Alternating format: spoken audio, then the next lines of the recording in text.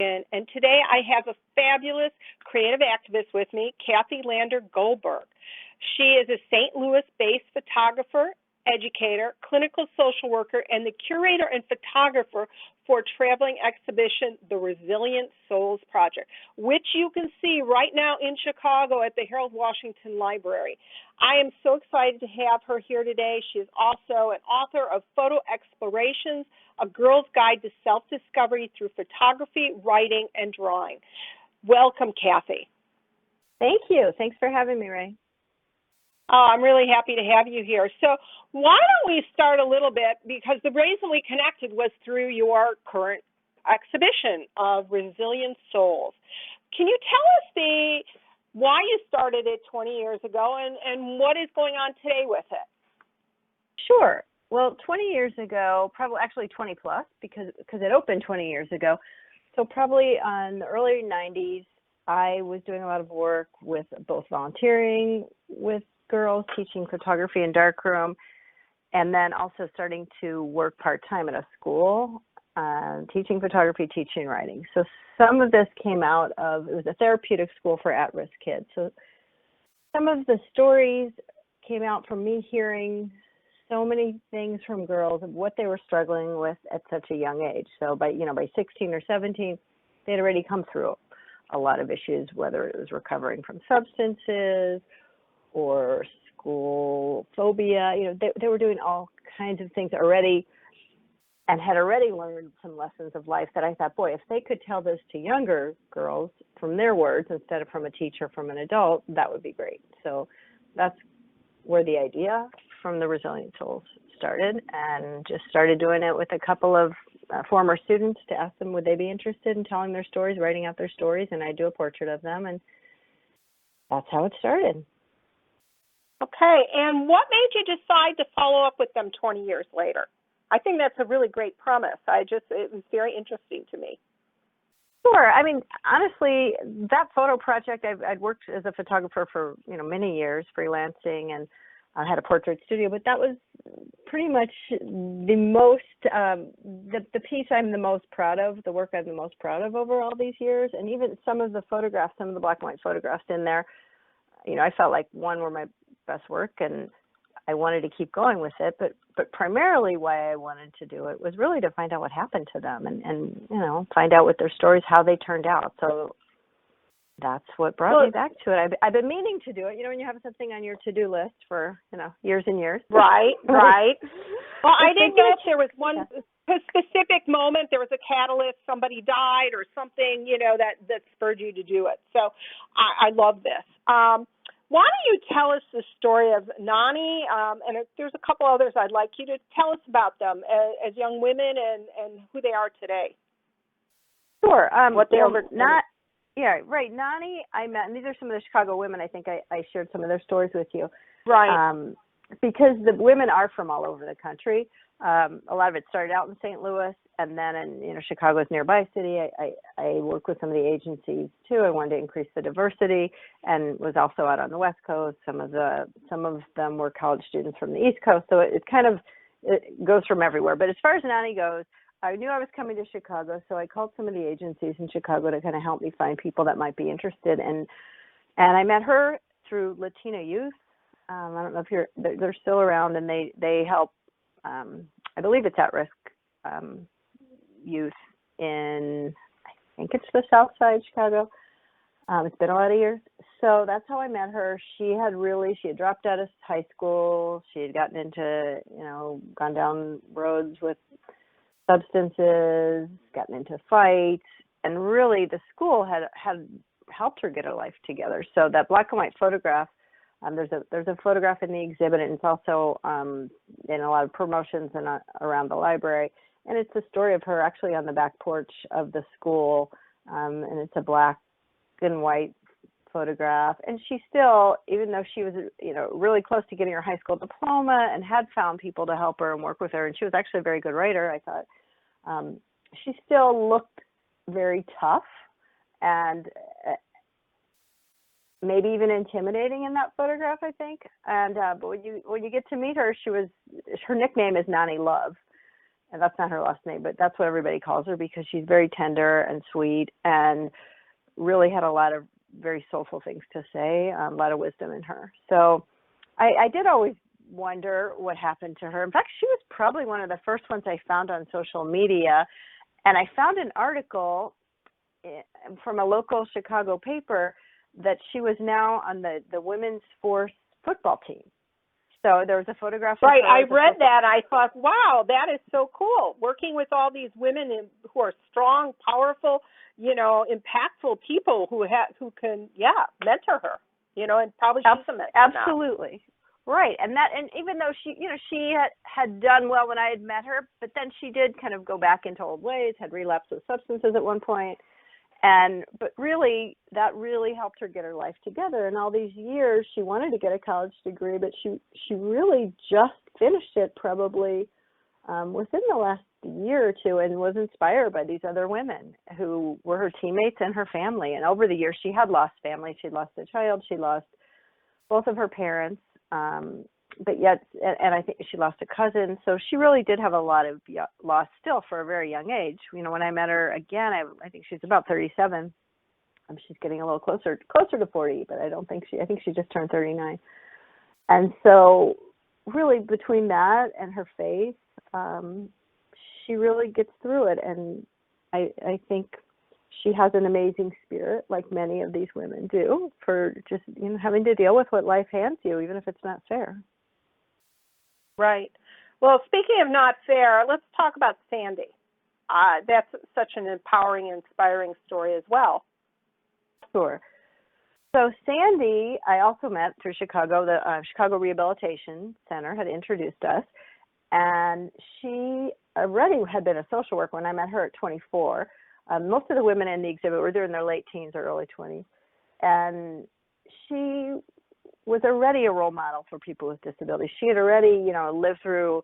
She was born with a congenital issue. Her femur bone was removed when she was about age 4. So she had lived with one leg all through grade school, all through middle school, all through high school. And if we kind of look at, what middle school is like now, there's so much in the media about what's middle school. Can you imagine what it would be like to look so different from your peers? And she did it so gracefully, and I didn't let her stop her. And she gives her parents the credit for really treating her just like all the other kids. And she kept up with them, and she went on, and that was part of her life mission, to be an athlete and to help change stereotypes for people with disabilities. So she was doing great when I met her, years ago, and she was living in Chicago on her own and training for Paralympics.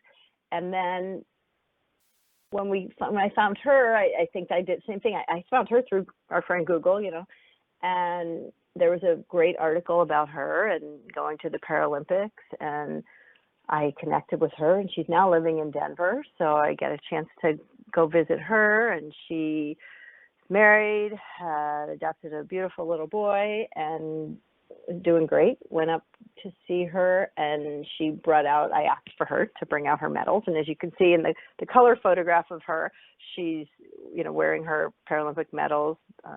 Right. And she continues to be an advocate. She had recently, when I saw her a couple of years ago, she was about to climb a volcano with a group of amputees, and they were doing this to raise money and to promote the cause, to promote that individuals should have access to prosthetics, because I know that for a lot of individuals, it's very, very expensive, and their insurance doesn't cover all that. So that's really one of her causes.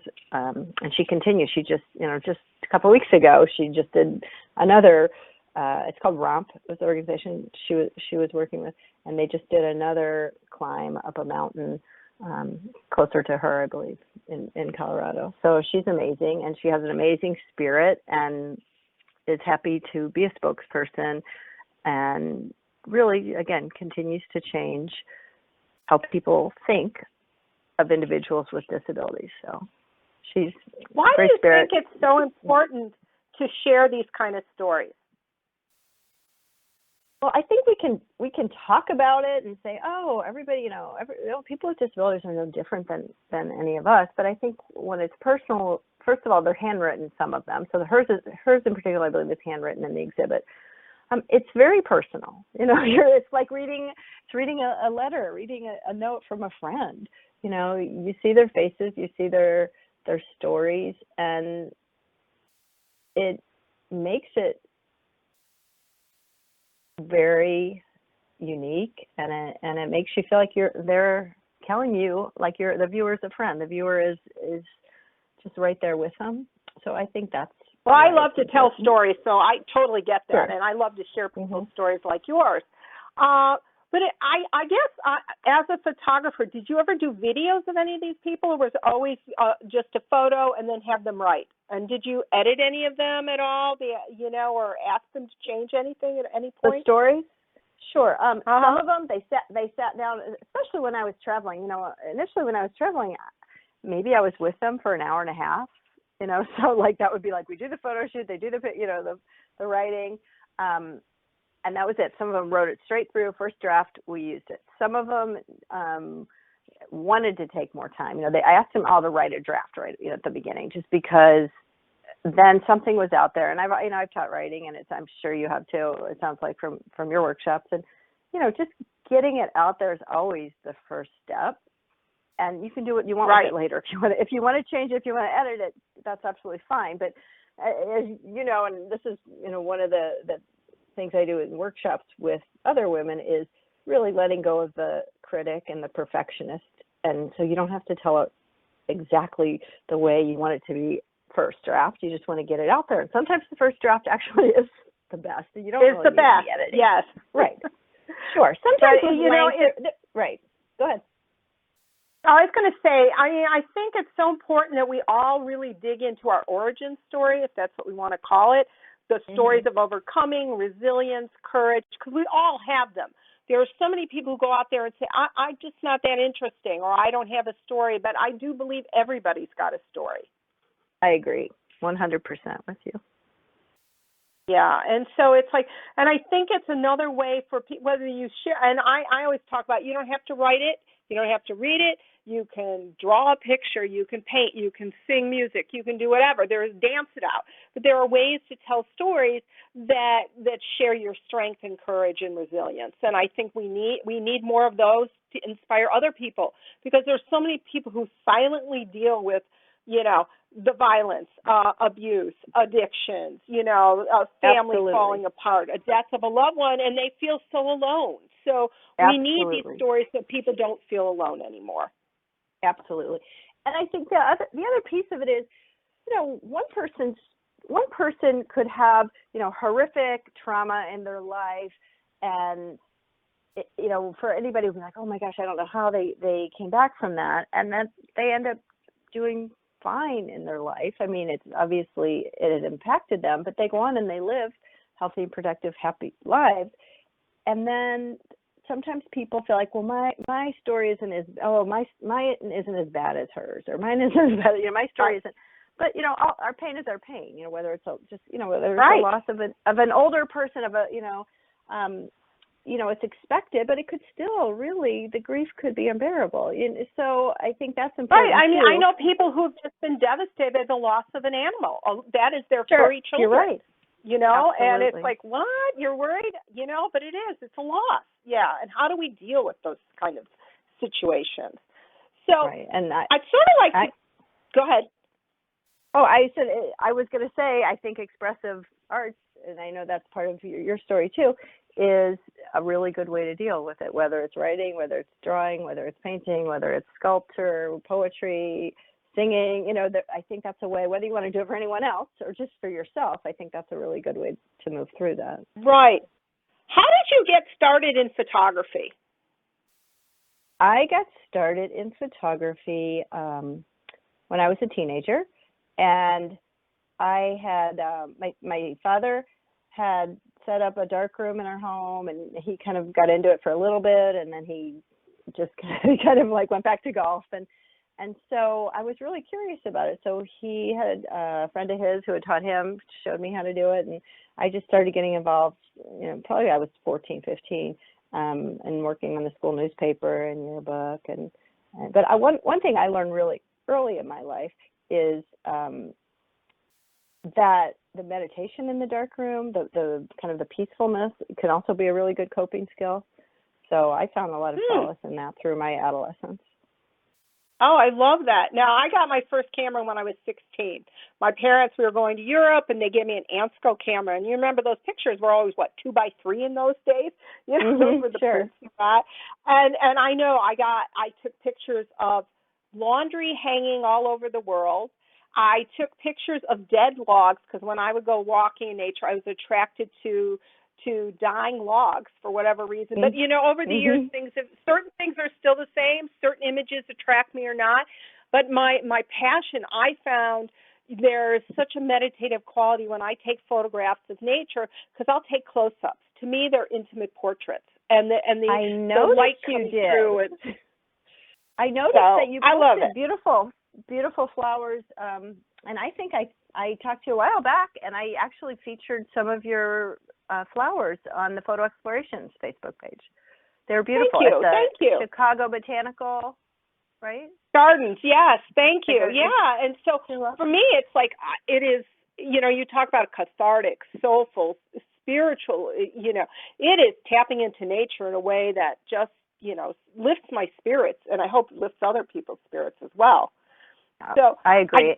I think it can be very therapeutic, photography. Absolutely. I do. And the first, it's interesting. I had not heard of it as therapeutic until, I don't know, a number of years ago. I was looking at an article, and there was a woman in Italy who was using creativity. She was letting people take photos in prison. In the Italian prisons, women were taking self-portraits with her. They were working with her so they could express who they are, where they are, and where they wanted to go. And it was like, absolutely, wow, that's what great. We call that therapeutic. Right. We call it therapeutic photography or social photography. Now, if it's a therapist doing it, if it's a psychotherapist doing it, and it's done in more of a therapeutic setting with therapeutic goals, that might be referred to as phototherapy. So there's actually a really great discussion on Facebook by Judy Weiser, who I connected with many years ago, and she's what I would like to kind of say like the mother of phototherapy, one of the mothers of phototherapy, and she has a book out too as well on phototherapy. Oh, well, that's good to know because I didn't know that. Thank you for that resource. So let's talk about your book, Photo Explorations, A Girl's Guide to Self-Discovery Through Photography, Writing, and Drawing. I'd be happy to talk about this. So this is a workbook. Tell us about it. What is your favorite question to ask them to explore? So what I usually do, it's a workbook, and it's kind of set up in kind of past life, current life, and future life. So one of the assignments is for them to make a collage that tells the story of their life, but to limit it.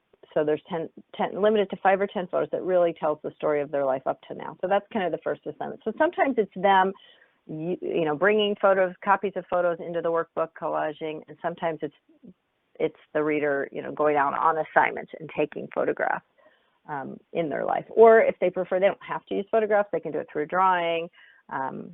They can use, images from magazines even as kind of metaphors. So, so that's kind of how it starts. And then there's also a series of self-portraiture in that. So way before the selfie was invented, there was the self-portrait. And I encourage the readers to do that in a variety of ways. I mean, you can take a self-portrait by, in a mirror. You can take a self-portrait. Obviously, you can do it like a selfie, but you could, set your camera on a table. You can, if you're using a camera besides your cell phone, you can, set it on a tripod, and to really, through the photographs, show different aspects of them. So one of my favorite ones, I would say, would be the one that asks for their real or authentic self, and to ask them to take a picture showing that. And it doesn't even, they can enlist other people to help them do that, but the person in the photograph is actually the one that's in charge. the person who, if it's, even if someone else pushes the button, the subject is saying, well, here's what I want. I want, want to be standing up, leaning next to this tree out in nature. I want to be looking away. They create this photograph. And then I ask them to print it out and put it in the workbook. And then there's this series of writing prompts based on their photographs. So there's about, there's 10 chapters in it, I believe, with different assignments. And they vary. Some has to do with what they want in their future. Some of it has to do with kind of highlighting a positive skill or talent that they feel like they have. So really, it's about empowering girls. I mean, really, these same assignments can be done by adults. They can be done by anyone. And I do workshops all over. I've done them all over the country with girls and women, and I do with the Girl Scouts. Whoever. These same tools can be used, but really, it's just about figuring out who I am, and building self-awareness and giving them a voice and telling their stories. I love it. I love it. So what would you say is your favorite photo that you've ever taken? That is hard to pick, but I think some of the black and whites in the exhibit are really my favorite ones.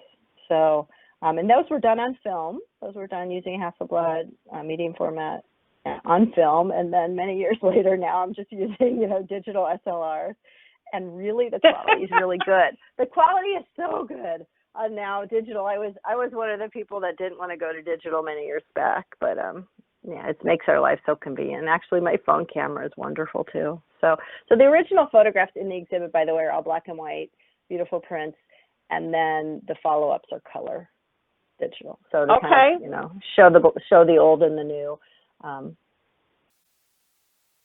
That was done. I love it. Thanks. I think that's great. So what would you love to be your legacy? I mean, you're an artist, you're a writer, you're a teacher, you're a mentor. What would you love your legacy to be? I would like it to be that people learn more about themselves and were able to tell their stories, from the workshops, the books, from, using creative arts. If I can help other people, or even in a clinical setting, if they can learn more about who they are, what they want in life, and where they want to go, and if expressive arts can help them, I think that would be great. I love that. So how long is the art exhibit in Chicago, and where's it going next? It is currently there through October 7th.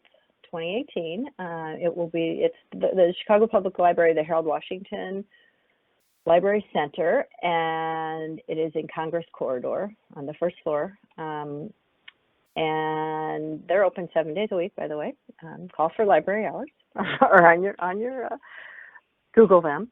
As far as the next step, it is scheduled for, still talking with some Midwestern universities, which it's been doing.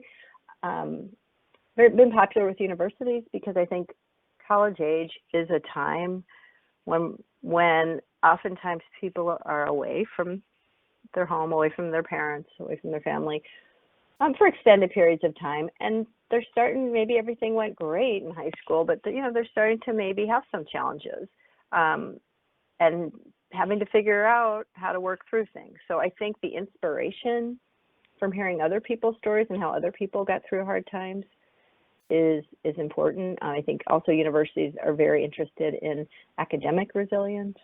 Sometimes our students feel so much pressure to get straight A's, and maybe they did go all through high school in honors classes taking straight A's, and then they get to university and they're challenged, and maybe they fail a test, and that can be very devastating. So working on resilience, I think, has become a pretty important topic in our culture in many ways. So that's kind of. Do you speak as well on that? I do workshops. So yes, I speak about it, but mostly I speak through the workshop. Usually it's or through the exhibit. Like maybe I'll give a talk about the exhibit and the stories, but oftentimes I also offer a workshop in conjunction with it or without the exhibit. So that's what the Photo Explorations, which is the name of the book, is also the name of my workshop. So I'm the director of Photo Explorations, and we offer workshops using a variety of creative techniques for self-awareness. Okay. And where can people find your book, Photo Explorations? Well, if you go to my website, there should be a link, but it's on Amazon. clgphoto.com is my website. There's information on Facebook is at Photo Explorations or at Resilient Souls, and also on Instagram. So okay, I'm those going to are ask my you places. in the remaining time, is there one more story you want to share of somebody from the exhibit that would leave us with a powerful message? Sure. I'll talk about Mayana, which is another Chicago one. Well, what I like is, there's so many. But what I think is cool about that is when I met her, I was doing a story, actually for St. Louis Magazine, just do a feature story on her because she had been befriended by a reporter, and she was about 14 at the time. She had come here from Bosnia, and the family was living in a small apartment, crowded. They had left Bosnia, and she had a pretty traumatic childhood. Came here. She had lost her father. She came here with her mother and her mother's sister and the grandmother, and they were all living in a small apartment. The mothers and aunt were working in factories, and meanwhile, she ended up befriending this reporter who helped her get into a private school here. She went on to go to university. She ended up went into graduate school. She lived in Chicago many years and was, professional job, married. And then when I found her again, her mother was still in this area, and she was coming back to have to bring the baby back to show people. So I met her here, and then I went to visit her mother, and her mother was in this big, beautiful home, and then the sister was in another beautiful home right next door, and they were living the American dream. Like, I had seen them. The family was living the American dream. Mayana was living the American dream. And the other piece of synchronicity to the whole thing is she was actually, when she first moved back to St. Louis, she was living in an apartment right where I live, and then she ended up buying a house a block away from me. So that's kind of fun. Oh, talk about synchronicity. Yeah. Right. So I have a neighbor who is in the exhibit as well. So that's kind of fun. But there are many stories. I love that.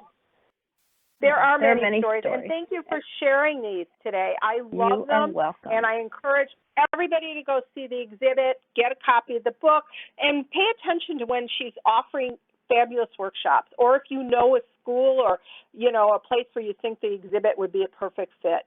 I know she'd appreciate it, and so would I, and that's what creative activists do. They collaborate, they share bold visions. So thank you so much, Cathy. I really appreciate you being here today. Thank you. Thank you, Ray, and thank you for the work you're doing. Thank you.